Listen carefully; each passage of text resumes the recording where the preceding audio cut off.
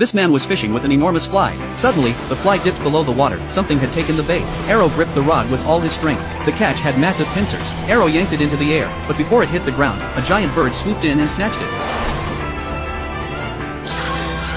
Furious, Arrow swung his rod with everything he had. His whole body flexed as he pulled, slamming both the fish and the bird to the ground. In one strike, Arrow had scored 2 top-tier ingredients. The hunt was breathtaking. Komatsu, watching nearby, was stunned. Seeing this only strengthened his resolve. He had always planned to invite Arrow on a hunt for the level 5 Kyra crocodile. It was a vicious beast, but to Arrow, it was nothing more than meat worth 100,000 gold. He was ready to leave immediately. The Kyra crocodile's lair was on a remote island. As they approached, Arrow noticed something strange. Great apes that normally live deep inland were now crowding the shoreline. He found it odd, but pressed on. Through a mangrove tunnel and past schools of sharks, they finally reached the island. Komatsu clutched his rifle, trembling. A level 3 saber-toothed tiger fixed its gaze on him. He froze. After all, it usually took 10 pro hunters to bring down even a level 1 beast. This one required at least 30. But when the tiger saw Arrow, it bolted like a frightened kitten. That confirmed Arrow's suspicion. The island's beasts had been driven from their territory. There could be only one reason: an apex predator had taken over the center of the island. Something stronger than even the level 5 Kyra crocodile. The deeper they went, the stranger it became. Even the spiders had been wiped out. Suddenly, waves erupted from the lake.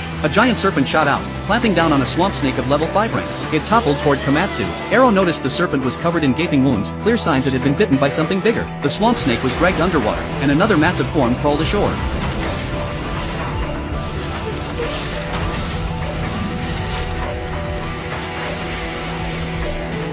At last, the Kyra crocodile revealed itself. Arrow had never seen one this size before. From its bulk, it had to be over 300 years old. It was the island's overwhelming predator.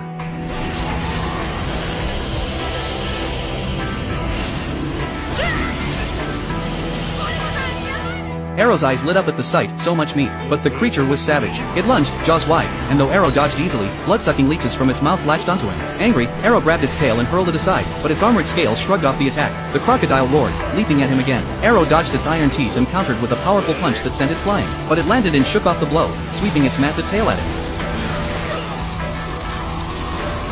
Komatsu feared for Arrow's life, but as Arrow rose, he grew serious. Purple flames erupted around his body. Above his head loomed a demonic figure, fork and knife in hand, as if the crocodile were its meal. Arrow's aura exploded. His right hand became a fork, his left a knife. When he clashed them together, the metallic clang echoed through the air. The crocodile charged. Arrow stabbed it with the fork, then slashed with the knife. In moments, the beast was dead, carved neatly into pieces. Soon they had a fire going and began roasting the meat. The aroma was mouth-watering. Arrow took a bite, crispy skin, tender flesh, juices flooding his mouth. It was irresistible. Komatsu grilled steaks on hot stone. The fat melted, sealing the moisture inside. Arrow devoured them, savoring the crunchy outside and juicy inside. Both agreed it was the best meat they had ever eaten. Komatsu confessed his dream was to become a master chef. Arrow laughed, saying his own dream was simpler: to keep eating and create the ultimate